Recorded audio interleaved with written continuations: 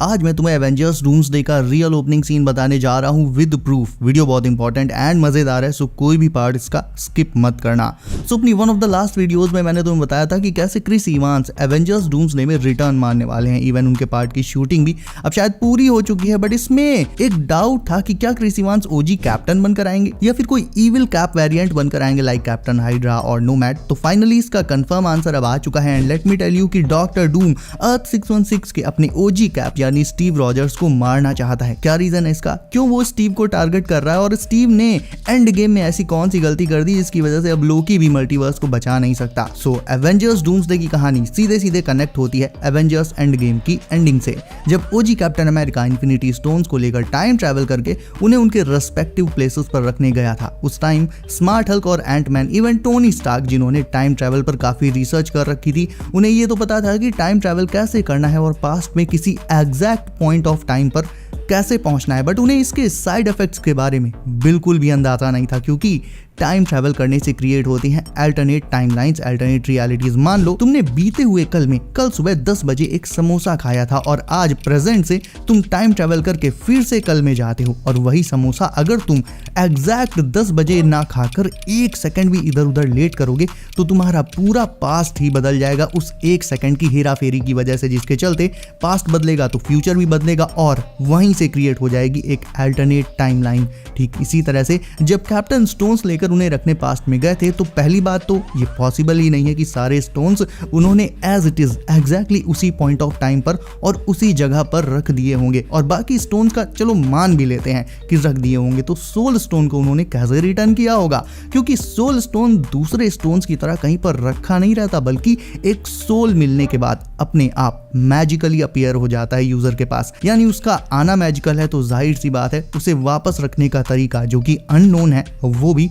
बहुत ज्यादा complicated and magical ही होगा। और उसके भी बाद चलो मान लिया कि कैप्टन ने समहाउ सारे स्टोन्स उनके प्लेसेस पर एग्जैक्टली सही टाइम पर सही जगह पर रख दिए होंगे, ऑल्दो ये है तो इम्पॉसिबल, बट चलो मान लिया, तो भी लास्ट में उन्होंने एक कलाकारी तो की ही थी जिसके चलते सब गड़बड़ हो गई एमसीयू में। कैप्टन को स्टोन्स रखने के बाद एक पत्ता भी नहीं हिलाना था और वापस आ जाना था, क्योंकि अगेन जैसा कि मैंने तुम्हें ऊपर एग्जांपल दिया कि अगर तुम पास्ट में जाकर 1 सेकंड का जरा सा भी कोई हेर फेर करते हो तो उसके चलते आने वाला पूरा फ्यूचर ही बदल जाता है और इससे बन जाती है एक अल्टरनेट टाइमलाइन, एक अल्टरनेट रियलिटी। सो अगर मान भी लें कि कैप्टन ने सारे स्टोन्स उनके प्लेसेस पर सही टाइम पर सही जगह पर रख भी दिए होंगे, तो भी एक जो सबसे बड़ी गड़बड़ उन्होंने की थी वो थी पेगी के साथ जाकर 1-2 सेकंड्स नहीं बल्कि कई साल इवन डेकेड्स गुजारना। वो पास्ट में गए पेगी के साथ, जाने कितने ही साल गुजारे, उससे शादी करी, खूब मौज मारी साथ में, और आखिर में जब बुढ़ा गए और शील्ड उठाने में हाथ कांपने लगे तो फिर आ गए वापस से अपनी उसी रियलिटी में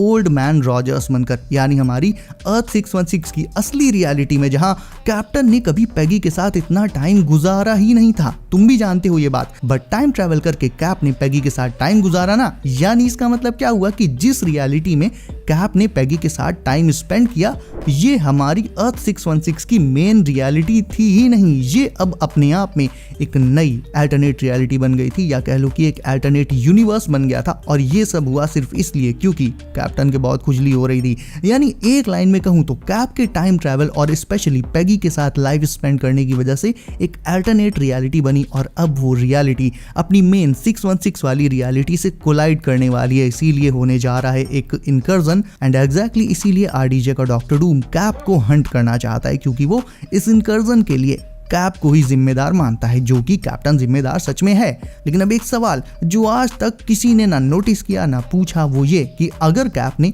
एक अल्टरनेट रियलिटी क्रिएट की थी तो फिर वो वापस से अपनी रियलिटी यानी अर्थ 616 में ओल्ड मैन रॉजर्स बनकर कैसे वापस आए। तो अब मैं तुम्हें देता हूं वो प्रूफ जो मेरी इस थ्योरी को 200% कंफर्म कर देगा। वेल एक्चुअल में अगर कैप ने कोई गड़बड़ ना करी होती और कोई अल्टरनेट रियलिटी ना बनी होती, जैसा कि सब एंड गेम के बाद से मानकर चल रहे हैं, सब कुछ एज इट इज सही रहता, तो फिर कैप्टन जब वापस आते तो वो इस क्वांटम रेल्म वाली टाइम ट्रैवल मशीन के प्लेटफॉर्म पर वापस आते, जैसा कि हल्क, बकी और सैम उनका वेट कर रहे थे मशीन पर वापस आने का। You have to return the stones to the exact moment you got them. You're going to open up a bunch of nasty alternative reality. 4, 3, 2, 1.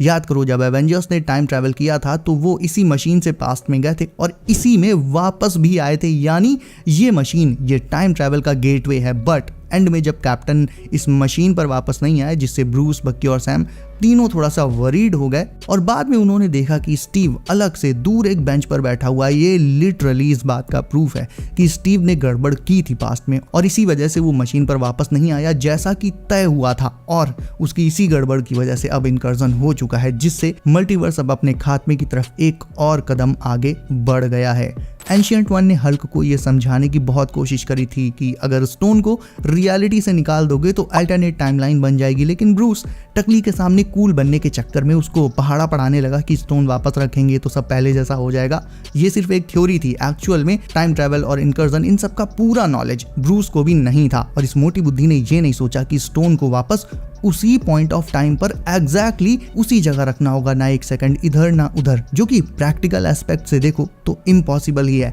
और लास्ट में ऐसा ही हुआ, स्टीव ने गड़बड़ की और टाइम ट्रैवल के चलते सीधे सीधे एक और इनकर्जन हो गया, जिसकी वजह से डूम अब स्टीव को टारगेट कर रहा है। अपनी लास्ट वीडियो में मैंने तुम्हें एवेंजर्स डूम्सडे सेट की एक लीक्ड पिक भी दिखाई थी, जिसमें सेम इसी तरह का एक घर था। बोला ये जा रहा है कि यहीं पर क्रिस इवांस ने डूम्सडे की अपनी फिल्मिंग पूरी कर ली है सीक्रेट तरीके से under the code name Luke Cage. यानी इसका मतलब ये हुआ कि हो सकता है कि डूम्सडे की स्टार्टिंग इसी सीन से होगी, जहां हमें स्टीव और पैगी एक साथ दिखाए जाएं इसी घर में एंड डूम यहां पर आए, स्टीव को मार दे और चलता बने। और ये फुल ऑन सेंस भी बनाता है गाइस, क्योंकि इन्फिनिटी वॉर जिसमें थानोस का फर्स्ट प्रॉपर इंट्रोडक्शन हुआ था, उसमें भी थानोस का ऑरा सेट करने के लिए मार्वल ने आते ही उससे लोकी को चिटका दिया था एंड ऑडियंस समझ गई थी कि ये कोई हल्के में लेने वाला सुपर विलन नहीं है, he is a serious threat. Exactly उसी वे में, बल्कि उससे भी बहुत बड़े स्केल पर डूम्सडे की शुरुआत में हमें मल्टीपल हीरोज की डेथ्स दिखाई जा सकती हैं, जिसकी शुरुआत हो सकती है स्टीव रॉजर्स से, क्योंकि डूम मल्टीवर्स में उन पॉइंट्स और लोगों को टारगेट कर रहा होगा जो इनकर्जन्स के लिए जिम्मेदार होंगे और ढूंढ ढूंढ कर उन्हें खत्म कर रहा होगा ताकि इनकर्जन्स ना हो और मल्टीवर्स को बचाया जा सके। इसीलिए वो पहले स्टीव को मारेगा एंड बाद में दूसरे कुछ हीरोज को, मे बी एक्समैन के यूनिवर्स यानी अर्थ 1005 में भी वो मोनिका पर अटैक करने गया होगा, क्योंकि मोनिका भी इस टाइम एक्समैन की अर्थ 1005 में है और मोनिका के वहां जाने की ही वजह से एक और इनकर्जन डेफिनेटली हुआ होगा। सो डूम उसे ही ठिकाने लगाने वहां गया होगा, बट वहां उसे मिल गया एक्समैन और वो उनसे टकरा गया और ये बैटल फिर डूम वर्सेस एक्समैन बन गया। जैसी कि लीक्स निकल कर आई थी कि डूम सेंटिनल्स के थ्रू एक्समैन पर अटैक कर रहा है, तो हो सकता है उसका प्राइमरी टारगेट एक्समैन कभी रहे ही ना हो, वहां पर वो मोनिका को ठिकाने लगाने गया हो, क्योंकि वो इनकर्जन के लिए जिम्मेदार है। और इन सारे हीरोज जिन्होंने इनकर्जन्स कराए हैं, इन्हें खत्म करने के बाद डूम को लगेगा कि मल्टीवर्स स्टेबल हो गया, बट क्योंकि मल्टीवर्स बहुत ज्यादा बड़ा है एंड इसमें ऐसे लाखों अदर हीरोज एंड विलन्स होंगे जिनकी वजह से इनकर्जन्स हो रहे होंगे, सो हर एक को मार पाना डूम के लिए भी पॉसिबल नहीं हो पाएगा। ऐसे में वो समझ जाएगा कि ये आइडिया बेकार है, सीधे सीधे खुद ही मल्टीवर्स को डिस्ट्रॉय कर दो और फ्रैंकलिन की मदद से एक नया सिंगल यूनिवर्स बना दो। काम 35, ना रहेंगे दूसरे यूनिवर्स और ना होंगे इनकर्जन्स। और इसीलिए फिर वो बाद में फ्रैंकलिन को किडनैप करने अर्थ 828 में गया था, जो कि हमने फैंटास्टिक फोर के पोस्ट क्रेडिट सीन में देखा था। सो या आई थिंक एवेंजर्स डूम्सडे की स्टार्टिंग होगी डूम के स्टीव को टपकाने से। सो अब तुम्हारा कोई सवाल हो या कुछ और चल रहा हो माइंड में, कोई भी बात हो, कमेंट करके मुझे अभी बताओ। इसके अलावा वीडियो अच्छी लगी हो, थ्योरी अच्छी लगी हो तो इसे लाइक करके चैनल को कर लो सब, नोटिफिकेशन कॉल पर डालना मत भूलना, ताकि आने वाली नई MCU leaks and updates and theories तुम्हें मिले सबसे पहले हमेशा। सो गाइस बी सेफ, अपना ख्याल रखिए आप। मेरा नाम है Himanshu and as always I will see you in next one.